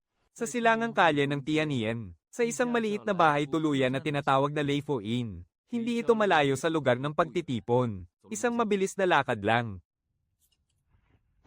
Magkanong spirit stones ang nagastos mo? 16 na spirit stones para sa 4 na kwarto sa loob ng 3 araw. Hindi ko nagamit ang mga spirit stones na ibinigay ng pinuno. Ako na ang nagbayad gamit ang sarili kong pera. Kung ganoon, utang iyan sa iyo ng sekta. Nahanap ko na. Malinis ba? Oo, malinis at hindi liblib, nasa silangang kalye ito. Mabilis lang lakarin papunta sa bulwagan at hindi rin mahal. 1.5 spirit stone kada kwarto sa isang araw. Senior Shen, alis ka na ba bukas papuntang Tianien? Oo. Kailan ka babalik? Mga 3 hanggang 5 araw. Tutulungan ko po kayong magbantay sa palaisdaan, Senior. Huwag na, kaya naman ang mga isdang lumangoy mag-isa. Kung ganoon, ako na lang ang magpapakain sa kanila. 1 beses sa isang araw lang. Huwag mong sosobrahan ng pakain. Hindi naman malakas ang ulan, tara na.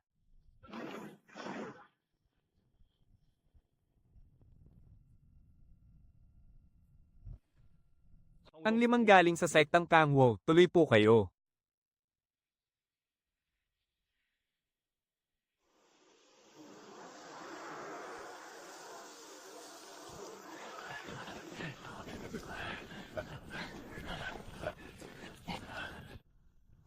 Ha ha ha ha ha.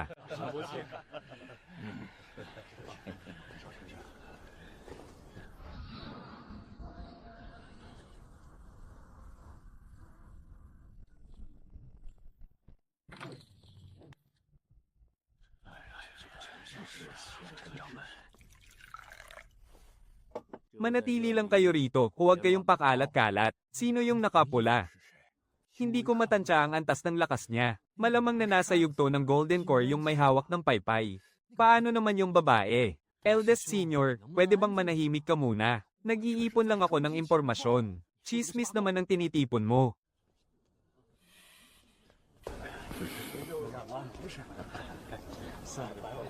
Ha ha ha.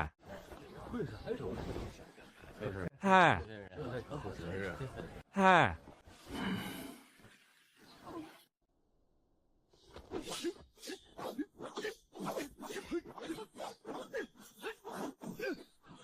Wow! Sa yugto ng Golden Core, napakalaking pagkakataon naman. Hala! Hi! Yeah!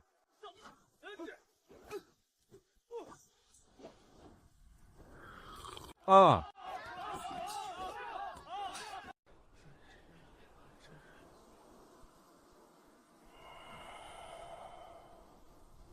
Sino ba ang matandang lalaking ito? Siya kaya ang kanilang patriarka. Ang aura ng rurok ng nascent soul na iyon ay katulad nung huli siya sa sekta ng Luofeng, na naramdaman niya roon sa pinagbabawal na pader sa likod ng bundok.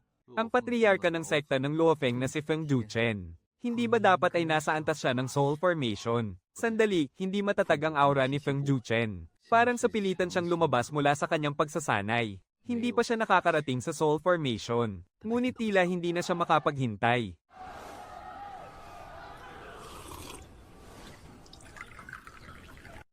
Mukhang alam na ni Pinunong Chen na dumating na ang patriarka ng sekta ng Luofeng. Ate, ano pong gusto mong sabihin? Kanina doon sa bulwagan, napansin mo ba kung may nakatingin sa atin? Wala naman, ate.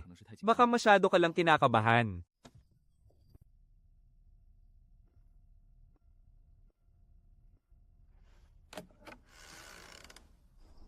Naitago niya ang aura ng rurok ng nascent soul, nang napakahusay. Hindi na ba talaga makakapagtimpi si Feng Juchen? Bukas, magpapatuloy pa rin ang pagtitipon. At sa susunod na araw, babalik na sila sa sekta ng Kangwo. Hindi gagawa ng gulo ang mga tao mula sa sekta ng Luofeng dito sa Tianyanzhou. Pero paano naman kapag pauwi na sila sa sekta ng Kangwo? Hayaan na muna, titingnan na lang natin kung ano ang mangyayari.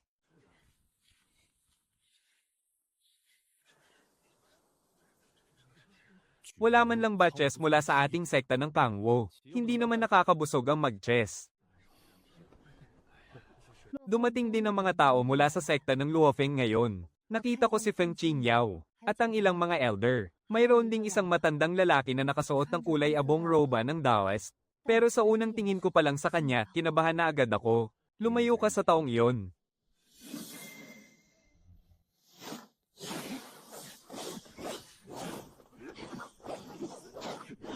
Oh. Ha.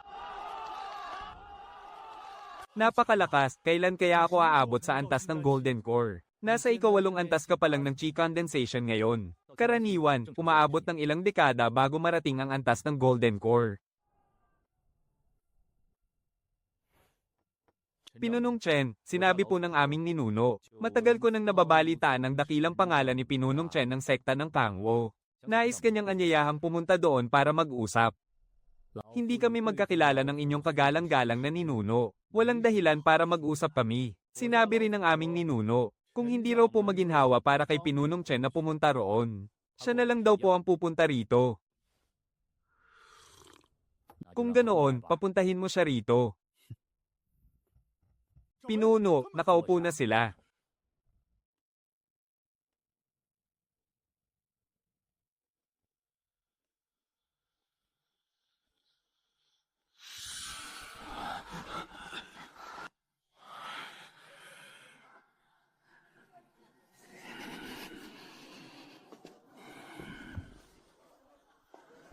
Pinunong Chen, ikaliligaya kong makilala ka sa wakas. Ninunong Feng, ikinagagalak ko rin kayong makilala.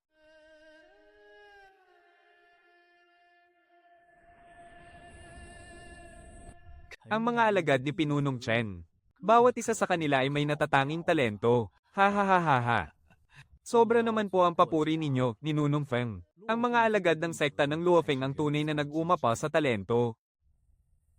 Pinunong Chen, kumusta na pala ang pag-aalaga sa leopardo sa likod ng bundok? Nagbibiro po kayo, Ninunong Feng. Napakasalat sa hirap ng sekta ng Kangwo. Paano naman kami makakapag-alaga ng isang leopardo? Sa bagay, tama ka.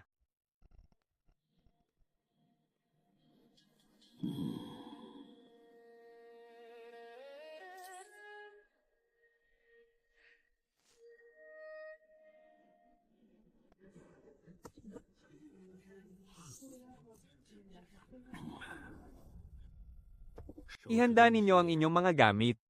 Bukas ng umaga, babalik na tayo sa sekta ng Kangwo.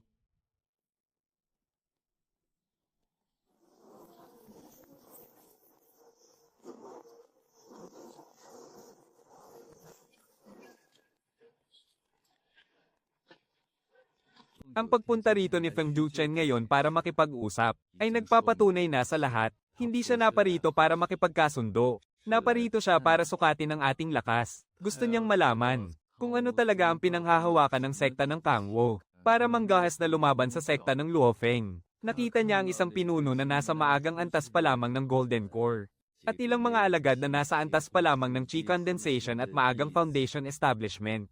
Ito na ang kabuuang lakas ng sekta ng Kangwo. Tungkol naman sa leopardong may markang kidlat, ngunit siya ay malinaw na ibinilang na ito sa puwersa ng sekta ng Kangwo. Kapag kinakabahan ng isang tao, hindi niya namamalayang napapainom siya ng tubig. Kinakabahan siya. Ngunit hindi dahil sa takot, dahil nagpapanggap lang siya. Ginagampanan lang niya ang papel ng isang nasa mababang yugto ng Golden Core, na katulad ng dapat na ikilos ng isang ordinaryong pinuno. Ate, HMM, bukas pagka-uwi natin, huwag ka munang masyadong lalabas.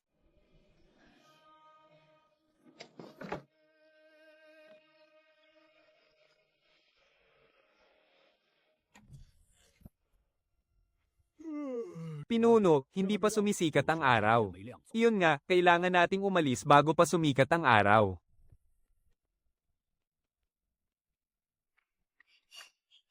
Lolo Pinuno, Kuya, Ate, nakabalik na po kayo.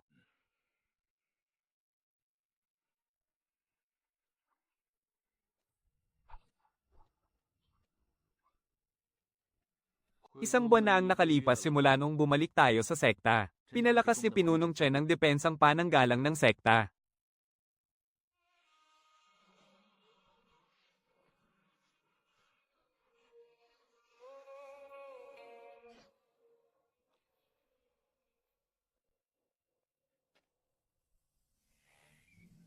Pinuno, maayos na po ang pananggalang.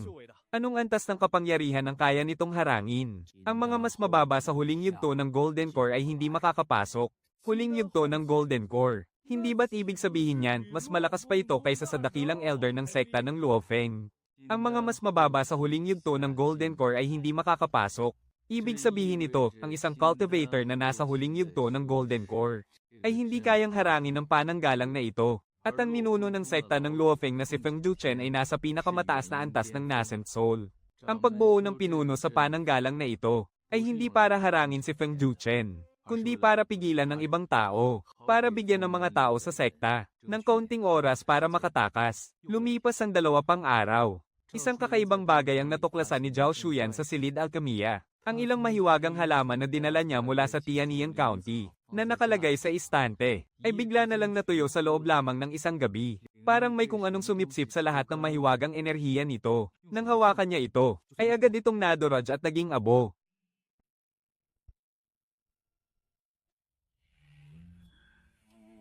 Isara mong mabuti ang mga bintana. Huwag mong bubuksan ang bintana sa gabi. Bakit po?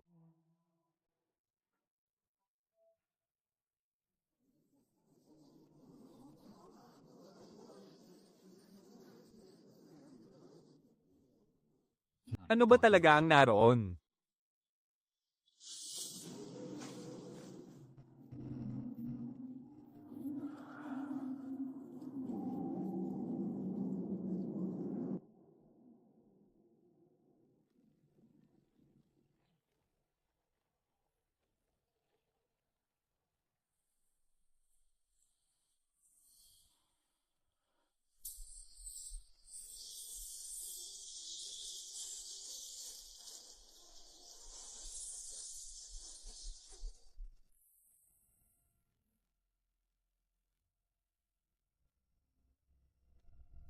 Ang bitak sa likod ng bundok. Alam ba ito ni Pinunong Chen? Ang bawat halaman at puno sa likod ng bundok ay kabisadong kabisado ni Pinunong Chen. Pero hindi niya kailanman binanggit ang tungkol dito.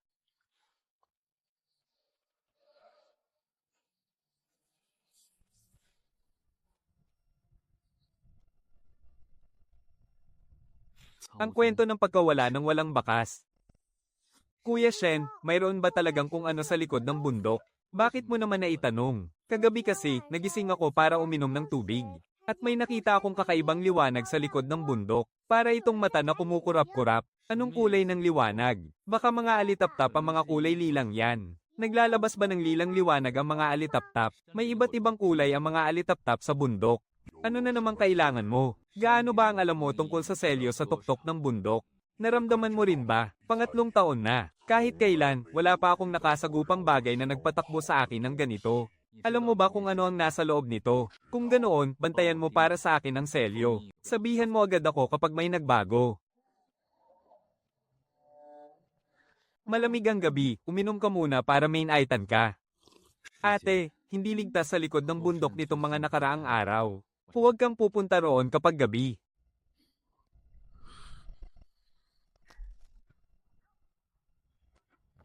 Sino po ang hinahanap ninyo? Ako po si Chen Duobao, ang tagapamahala ng bahay subasta ng Tianlan. Sa utos ni Manager Chen, narito ako para maghatid ng liham kay Pinunong Chen. Napakamaalalahanin naman ni Manager Chen. Pagbalik mo, pakisabi kay Manager Chen na natanggap ko na ang kanyang liham. Sabi sa sulat ni Manager Chen, nanais ng bahay subasta ng Tianlan na magbukas ng sangay sa distrito ng Kangwo. At tinatanong niya kung gusto kong makipagtulungan sa kanila. Hindi ako ang pakay ng matabang si Chen. Ang leopardo ang habol niya. Pero wala akong balak na tanggihan siya. Ang hindi ko pagtanggi ay dahil ayaw kong makaaway ang bahay subasta ng Tianlan. At ang hindi pakikipagtulungan naman ay dahil ayaw kong atali ang kapalaran ng sekta ng Kangwo sa barko ng iba. Tama po kayo, pinuno. Ito po ay munting regalo, sana ay malugod ninyong tanggapin, Pinunong Chen. Tiyak na ipaparating ko po ito sa kanya. Isang mahiwagang biluogras na may edad na 300 taon. Pinuno, mukhang sinusubukan nila tayong suyuin. Dahil lang ba sa leopardong iyon? Kahit sa maliit na teritoryong ito, ayaw pa rin nilang magpadaig sa isa't isa.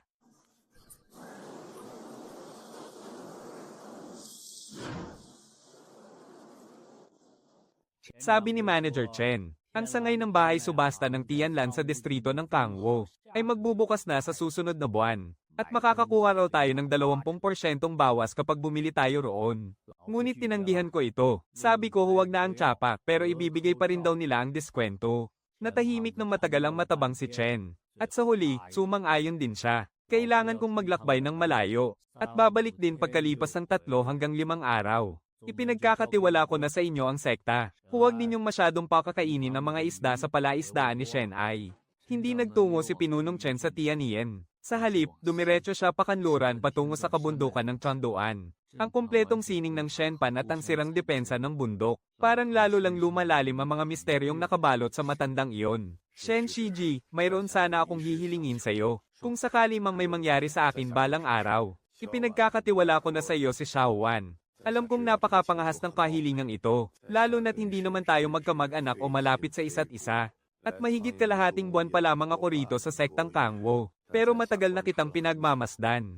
At sa iyo ko lamang kayang ipagkatiwala ang lahat ng walang pag-aalinlangan. Senior Shen, babalik na ba ngayon si Lolo Pinuno? Hindi ko alam. Sabi ni Lolo, babalik daw ngayon si Lolo Pinuno.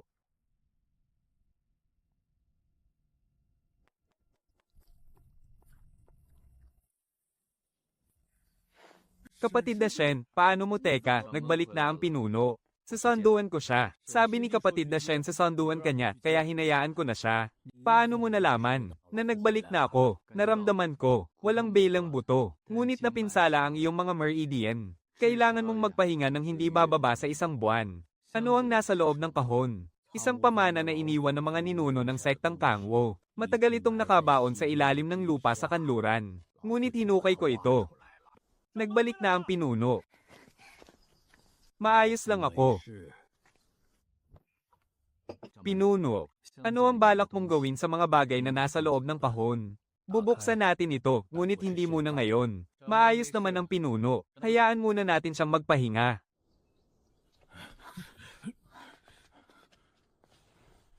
Ano ang ginagawa ni Lolo Pinuno sa loob, nagpapahinga?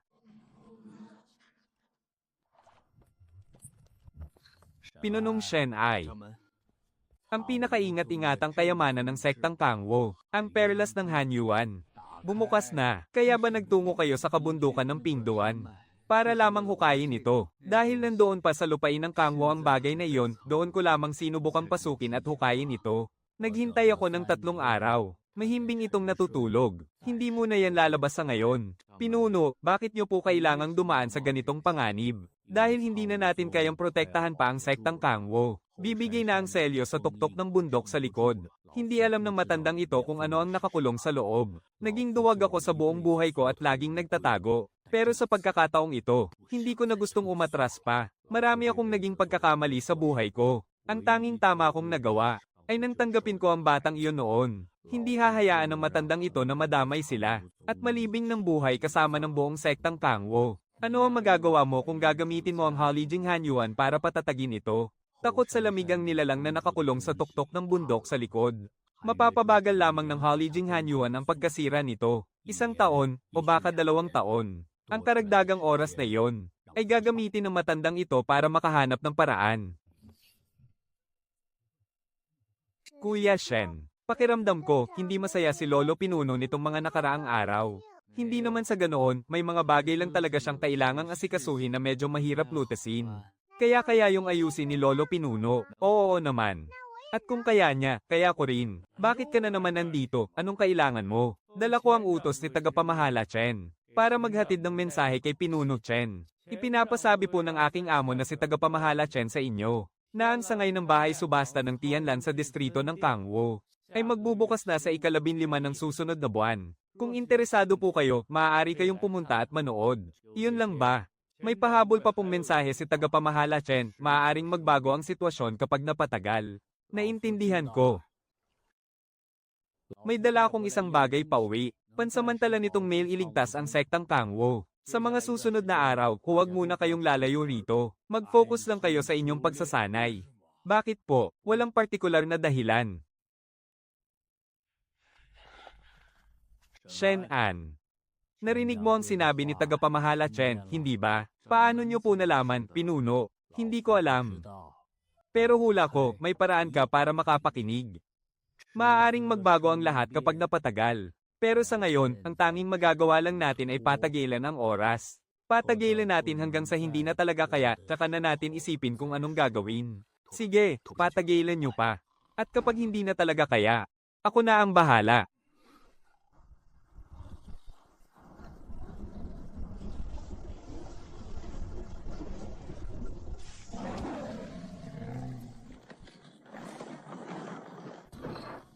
Pinuno. Anong ginagawa nyo rito? Para patatagin ang selyo. Hindi mo kayang patatagin ang selyong yan. Mas malakas sa'yo ang nasa loob. At mas malakas din sa akin.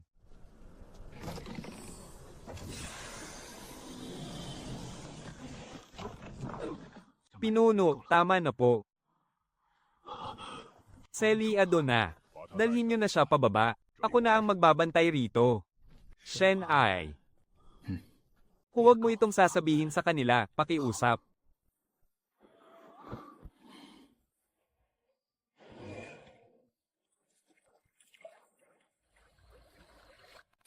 Pinuno, tingnan niyo po ito. Pinuno, kanino po galing ito? Kay Liu Yuanshan. Sabi niya, malapit na niyang matapos ang kanyang gawain. At babalik na siya rito sa loob ng ilang araw. Hehe, mabuti naman kung ganoon.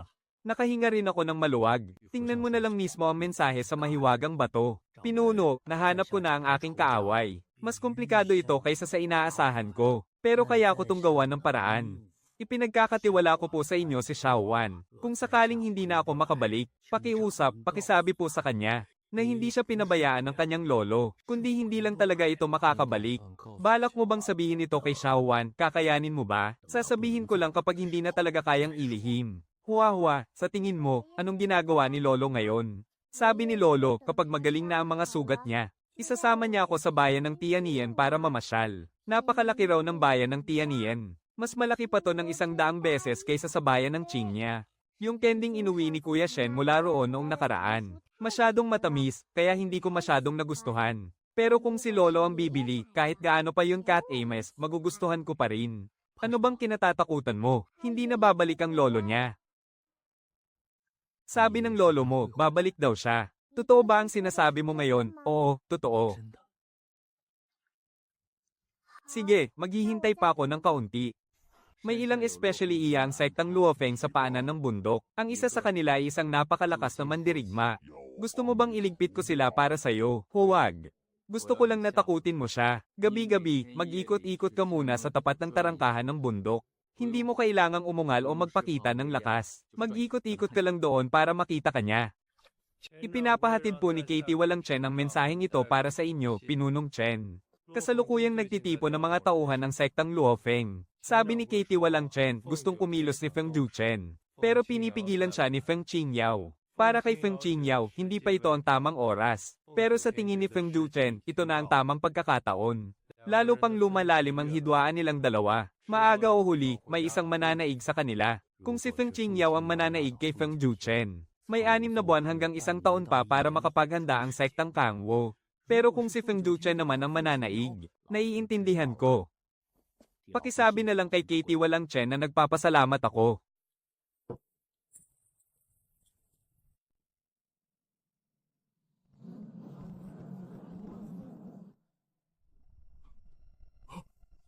Pinuno, narito na ang mga tao mula sa sektang Luofeng. Nakarating silang lahat. Dumating din ang matandang demonyong iyon. Isang malaking karangalan ng pagbisita ninyo, Ninunong Feng. Nagbibigay liwanag ang inyong presensya rito sa sektang Kangwo. Kaya lang, mukhang masyadong marami yata kayong kasama ngayon.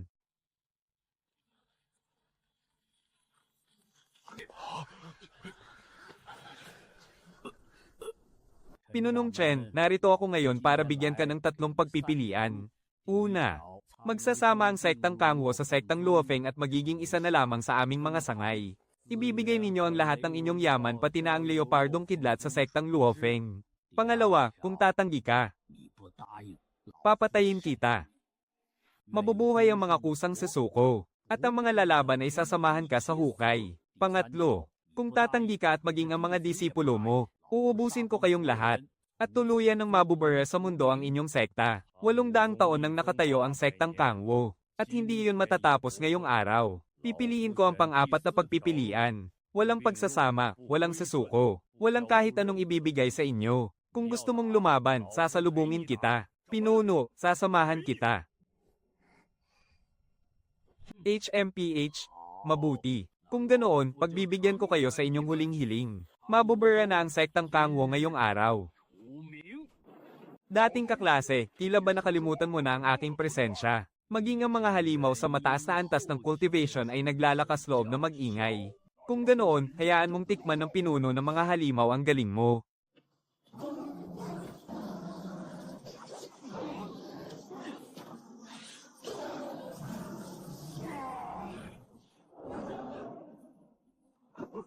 Ang lampang si Lei Wenbao, hindi pa rin pala namamatay.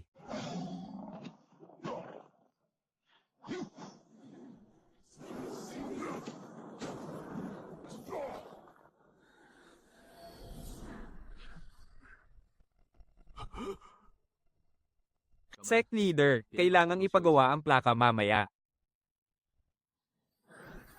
Tayo na.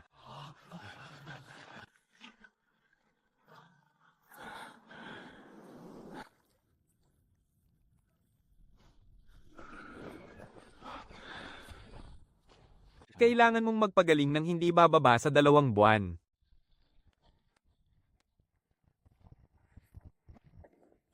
Ate, babalik pa ba ang mga taong yun? Hindi na.